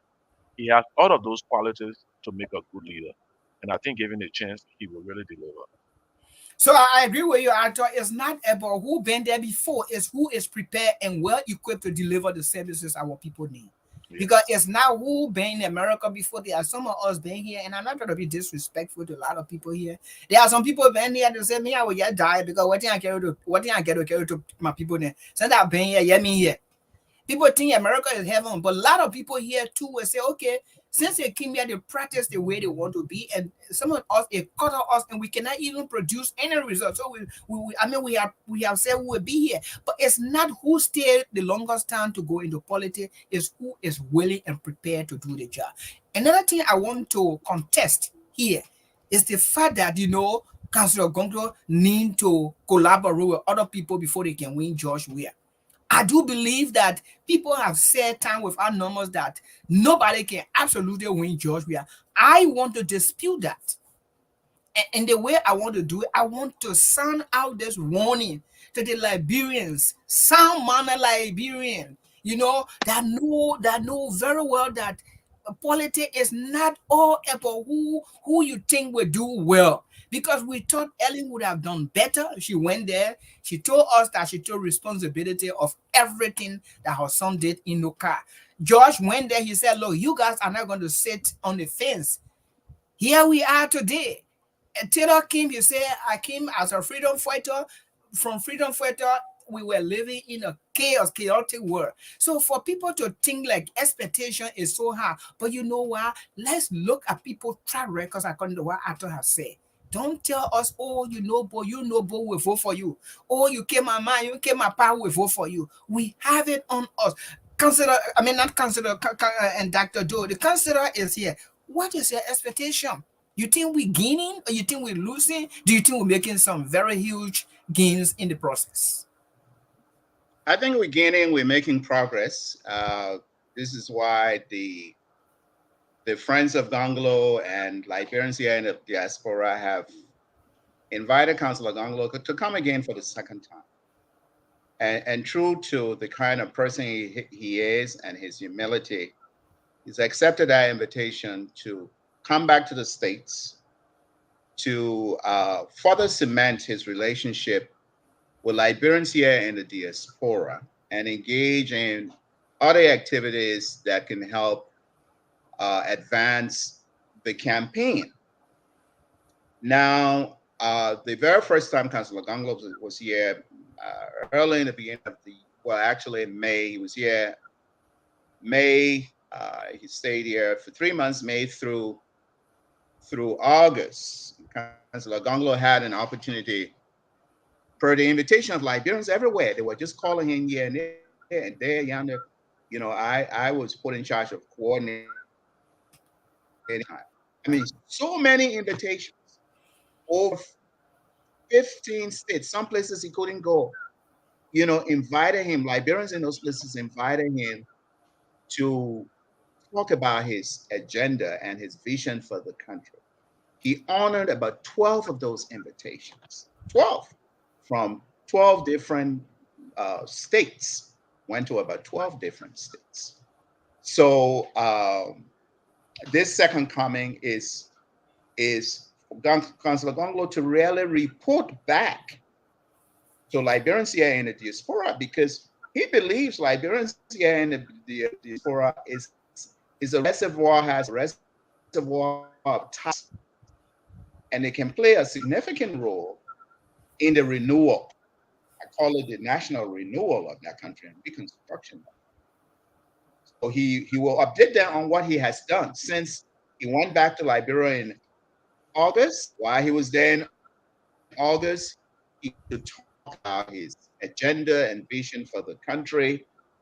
He Anybody who followed Councillor Gonglo closely, he was regularly on the Liberian media talking about his agenda and vision for life.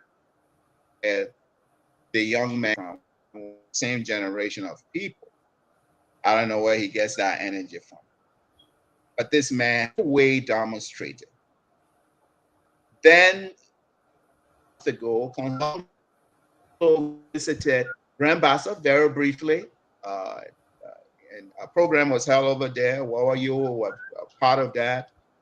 And then he paid a 1-week visit to Bong County, where he went to all of the major towns and villages almost.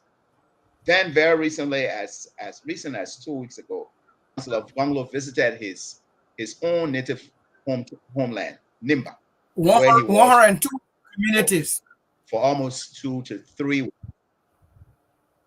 Visited 106 towns, at least from what we've received in Nimba. Right.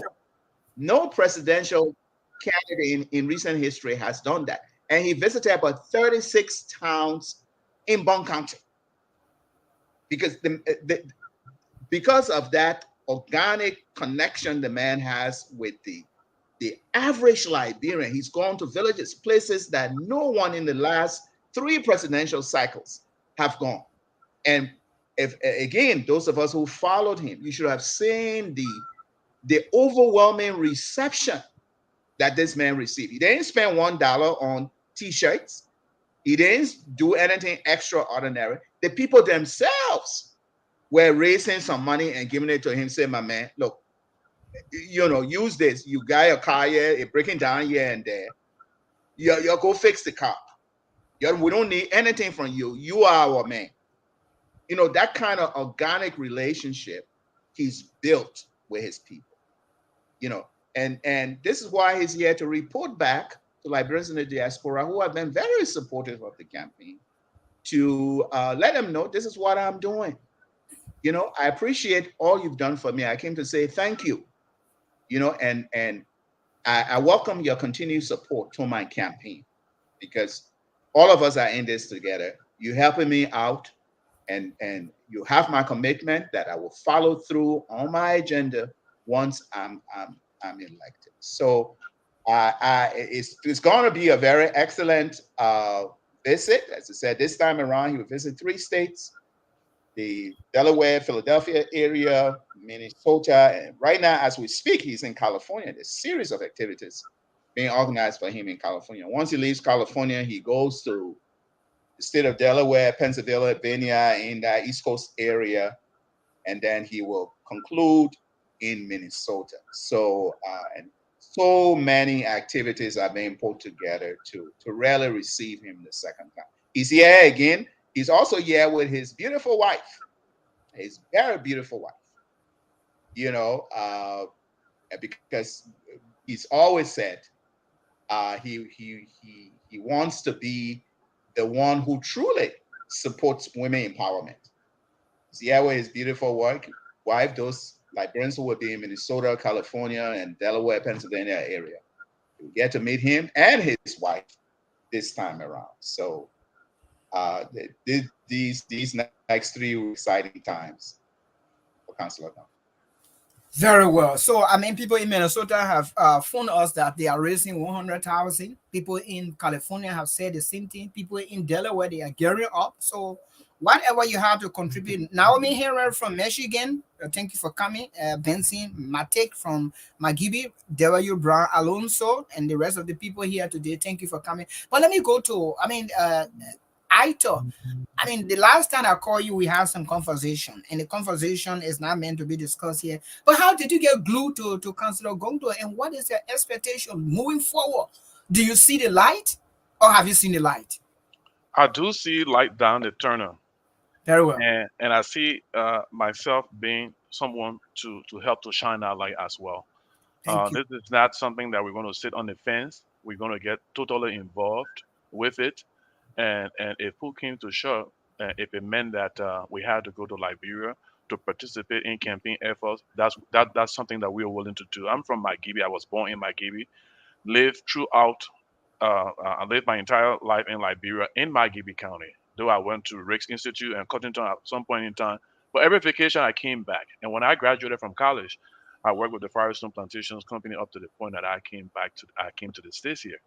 I'm in Liberia every year, as I told you earlier. Every year I'm in Liberia in February, and I visit the plantation. So I have a track in that Firestone area, and Cotton Tree, which is one of the fastest growing communities in Lower Margibi County. I'm from Cotton Tree. If it means that we can go back to contribute on the ground, foot soldiers to help him, we can do that. And of course, we have to contribute financially here too, because we need money to sustain this campaign to make it Right. go forward. We're willing to do that. Anything we can do to help in the process, we are willing to do that. We have properties in Liberia, and when it comes time for election, for some of our brothers who want to go back home and spend some time there, and they may need short-term accommodation. Those are things that we're willing to do just to make sure that we get the word out there. Because I see somebody of integrity. That's my whole lineage to him is because he's a man of integrity. Right. He is a man of integrity. This is a man who will identify with the weakest among us. If they have issues and no one is listening to them, he's willing to listen to them at no cost to them. How many of us would do that? How many professional people would do something like that? This man means well, and he needs to be given the opportunity to lead this country, to take us from the place we see ourselves now, and put us somewhere that we can gain that respect of the international community again. So I think I've seen a light, and we will all help to make this process work. So we'll be closing on this note, ladies and gentlemen. This is the Bassa Premier Program. This program that you're listening to do is an agenda for better Liberia is possible. It's possible only if Dr. Doe, Arthur, myself, and the rest of the people watching us, if we can come together and contribute. Those days that we used to say, oh, the president is coming. No. We're going for the president. We're going for the leaders. This time around, we don't want the leader to look for. We want to own him. We want to tell this is why we elected you. We don't want them to feel like, oh, if you give me a job, then I have to power through that door. I got to power through that. After whoever. We're not passing through anybody. Gongo is a man that you don't have to ask anybody to reach out to you. He calls me when he wants to call me. He calls Arthur. As soon as he can call you anytime. Just explain to you like you people having casual discussion. If he visits your home, he will sit right on the bench. If you were sitting on the bench with you, he go to the attire shop. He goes everywhere. He is the right choice for the right job. He is the right deal for 2023. There's no time that we should miss this man. If anybody in Liberia would think Councillor Gongo will not win this election, I think in my own mind you will be daydreaming. And I thank you, Arthur, for making the provision, and Dr. Doe, thank you for connecting Arthur and myself. It took me 3 days to get to Arthur because it's not strange that when you call people, they don't know your number to just answer your number. We got all this scammer around here every time they're calling you. And, so all those that you gave me, the rest of the people have contacted them. They have agreed to work with us. And this is one of the, if you have not gotten to me, we would have lost this beautiful brother with a kind of good intention. You know what I'm saying? Like he have just provided almost everything. Say, even it had to host people, to keep people in my house or wherever they can for short term because we want them to go on the ground. We all will be there 2023. And we'll run the election from house to house, from door to door, from water side to water side, from, if possible, from farm road to farm road. But again, we will be here on Sunday. But let me give you this story. If we have any change of schedule because the radio station want to relay our program next Sunday, we are working between 3 and 4 o'clock. If they agree that will be 3 or 4, I will send you a note just for you to know. But if everything goes well, I will keep informed. But thank you for coming. And if anything we can do to make this program active every Sunday, don't forget we have our Zelle number, we have our WhatsApp number, our Cash App number. Just give us some money. Our guys are waiting to go in the field. Election is expensive. Election is about money. If anyone tells you that election don't need money, that's not true. The people got to go in the field. Even the trip that Councillor Gongo just made recently, it was money that got into where we are. So we are not millionaires, but we'll make it happen. Dr. Doe, your last word, and then maybe Arthur can say last word, then we can close on that note. Very, very, very brief, Dr. Doe. Yeah, only to say once again, thanks, Brother Wawa, for your good efforts to keep this medium going in promoting the candidacy of Councillor Donglo. And you said it well, this is this has to be a collective effort of all of us who see him in Councillor Gonglo, the person that is right for Liberia come 2023. And I just want to make a general appeal to all of our people out there. Those of you interested in knowing more about Councillor Gonglo, there are all kinds of ways you can get to know about him. You can get to know, he is the current standard bearer of the Liberian People's Party. Liberian People's Party is one of the oldest parties in Liberia. They've been dormant, but since Councillor Gonglo assumed the standard bearership, he's really lifted that party to a whole new level. He needs your support, and then there are numerous support groups here in the United States. In fact, one of the support groups is the one that extended him that invitation to visit again the second time around. It's the Friends of Gonglo. If you go to the Friends of Gonglo website, you will see more. You learn more about Councillor Gonglo. He's not, as many people have tried to portray him. In fact, important I make this point. First, they said nobody knew Councillor Gonglo. Then some people began running some polls that said that Councillor Gonglo was not even appearing on those polls. The reports that these polls are being supported by some Liberian individuals who are interested in certain other candidates and whatnot. And if this is true, I have to stop. It's not for our democracy that I think because people, the young people in that country are so active. Some people have gone to the extent of buying cell phones, giving it to people to call into programs like this. You know, strangely, we haven't had such a thing happen.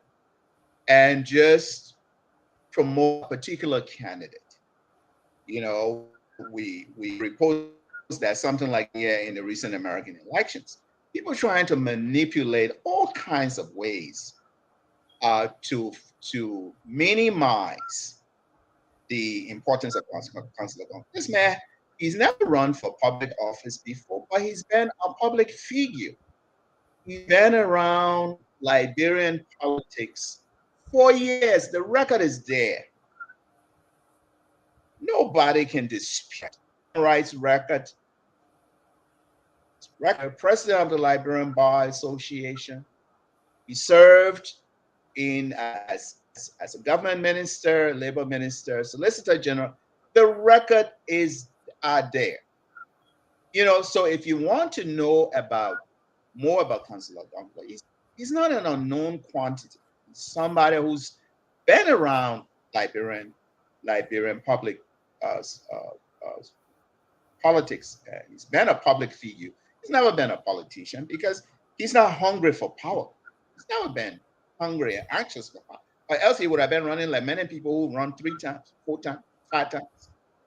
You know, but he's taking his time, and he finally listened to the people say, well, it's time for me to come out and support. So, but again, just to appeal to our people, those of you looking for more information on the councillor, there are many sources you can access. You can go to Liberian People's website, party website.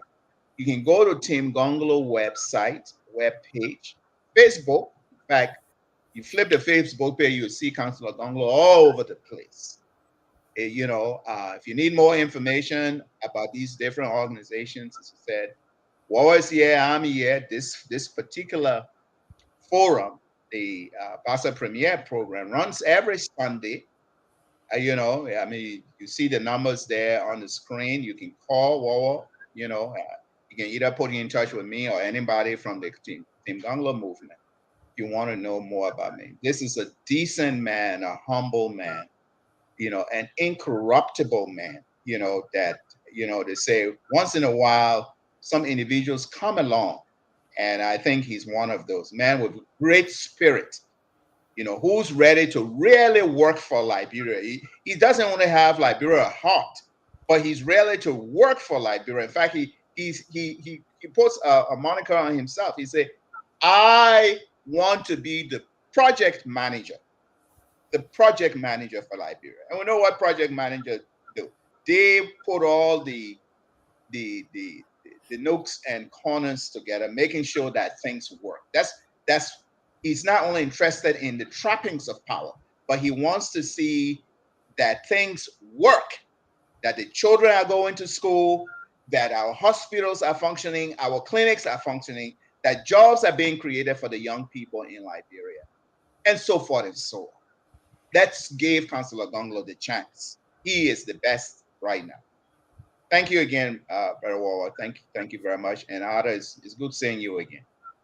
I'll tell you your last word in a few minutes, please.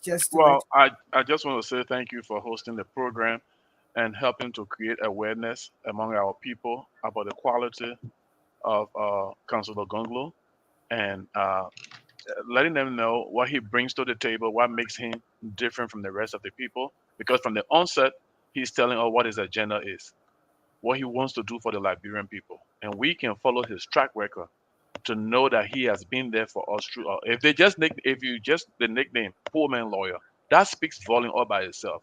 This is somebody who will identify with anybody. Those forgotten people, he's been there for them. Given the opportunity to be at that level, this is somebody who will create opportunities for everyone. Help you to be able to help yourself to put food on the table. Not give you short-term solution. Giving you money in your pocket because he wants your vote today. Putting food on your table today because he wants your vote. And then after a week, you cannot fend for yourself. But this is the man who will help you to really realize who you are so that you can benefit from your own potential. A person of integrity is what we want at this time, because our country is lagging behind the community of nations because of the way we conduct ourselves. And this is an opportunity to bring in someone who's going to help us. So again, every Sunday we'll be up to share with our people the best we can about the councilor, and we hope that you will take heed and prepare yourself when the time comes to make sure that we have someone like Councilor Gonglo as our leader. Thank you so much, Arthur and Joe. But let me just add one thing to what Joe just said very quickly. 2 days ago, I tried to follow all the Outlight Facebook. And one of my best friends, I don't want to call his name here, if anybody ever watched that, he was trying to do a critical analysis among the 3 presidential candidates besides George Weah. He called Councilor Gonglo, he called Edezana Komi, he called Joseph Boakai. This is what I told from him. And I just went and wrote my comments as per my own prescription. And I think this is how I deal with issue. I was very respectful, but I just told him that was not the right thing. The 2 candidates, Councilor Gonglo, in fact, he told Councilor Gonglo, since the people have said he knew in the politics, he's done. That was his word. He said the people, they finished with him. They're not going to vote him out. What, in my mind, he was telling us is that Councilor Gonglo is not part of the war when it comes to politics. He went to Edezana Komi, he said, Edezana Komi, you have done everything, blah, blah, blah, you have the money, you have the credibility. Although he mentioned that Councilor Gonglo was equipped, was qualified to become president. I want to make that very clear. He said it. But then he said, same most of the people have said that Councilor Gonglo was new and they didn't think he could make the difference. He's done. I mean, meaning that nobody should think about him. So we're left with only 2 persons. He went to Komi. He said Komi has the credibility. He has the, corporate experience, of course, leadership. He has the money, and he's equipped to be president. But he thought it would have been better for everybody to support Joseph Boakai. He didn't say it, but the way he said both negatives and positive about the 2 candidates. But when he went to Joseph Boakai, everything was positive. And I felt like, okay, so now you telling us now that the 2 other people, I'm not supporting Edezana Komi. He's not my candidate, of course, but he's a Liberian. He could be president. But even if he's good in some area, I would say he's good. But everything you said about these 2 persons were both negatives and positive. When you came to Joseph Boakai, you said, oh, the positive.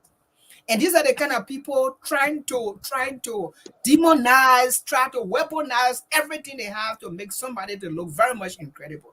But we can say to you, to the Liberian people, as far as I'm concerned, Gonglo is the best. You know why? Because credibility matters. And we hope you will learn from this. If we miss this, I can tell you tomorrow, we will sit and we will regret. Liberians are good at that. Once we make mistakes, say, if I have known. If you have known, it's too late. The train passed the station. You got to wait for another train to come. Thank you very much for coming. Next Sunday we'll be here. If anything changes, the time changes, I will let you know.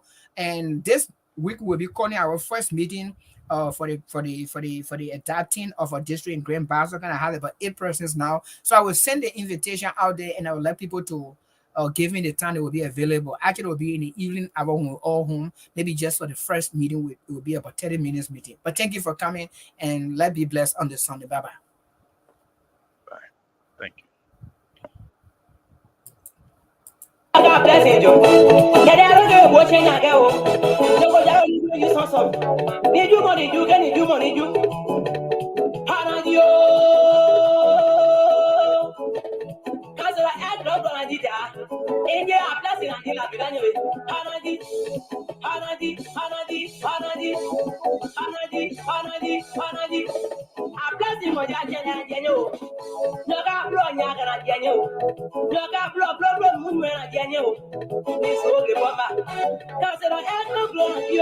Hanadio, Hanadio, Yagablo, Yagayo, Yable, Yable, Yable, Yage, Yage, India. I'm not even a man. Because I want else government. Oh, you play by a plan to be here.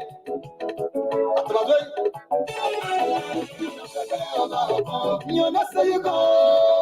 I'll be on your best, say you go. You know, say you go. I'll be on your best, say you go. You know, say you go. I'll be on your best, say you go.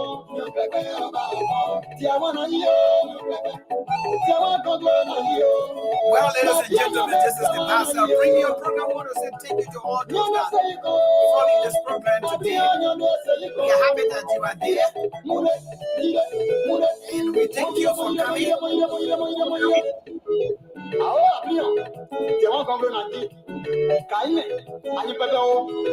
want you to share this video. I want you to share this video.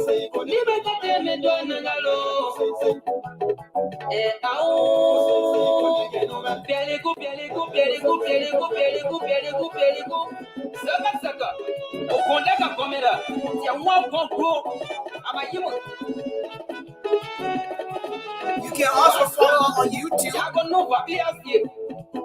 to watch this podcast. If everything goes well, by His grace, we will be on one radio station in Liberia next week Sunday. And we are contemplating being on our 3 radio stations. We're trying to do that. We're starting with the first radio station, and that will be in Grand Bassa County. So we want you to keep following or keep sharing this podcast to those in your contact. Don't forget about our cash out in our Liberian mobile money and also our Zelle. Wherever you are, you understand that freedom is not free. Let me say this. Whether money or not, we have to support this process. The next time I see you will be on the Pastor Premium. My name is Copper Owen. I'm the producer and presenter of this program. Today I have Dr. Tupane, Actor Wewe, and also Dr. Sam from Minnesota. So we have people from Minnesota, people from Atlanta, they were here today. We really get everybody in town. We need a principal, his guests. And those that would have come, majority of them have gone out. But next we will have 4 bench. I see you because you are very dear to my heart, and let us do the wonderful thing. Liberia is the only country we have. We miss the opportunity tomorrow, we will regret. Bye-bye, and I see you again.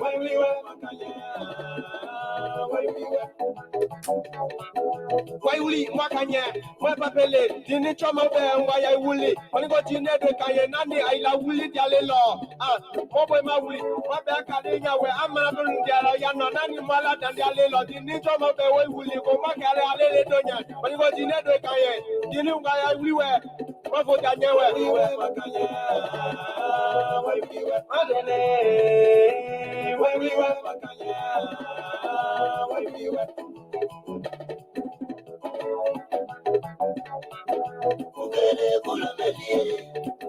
Kugere,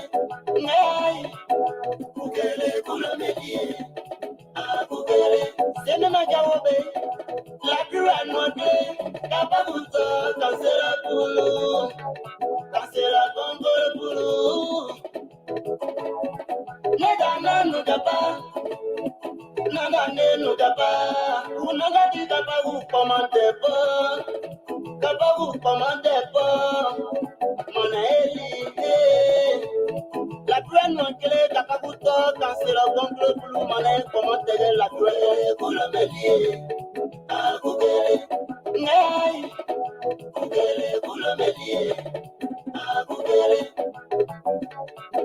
Kosensei konege nome, kosensei konege nome.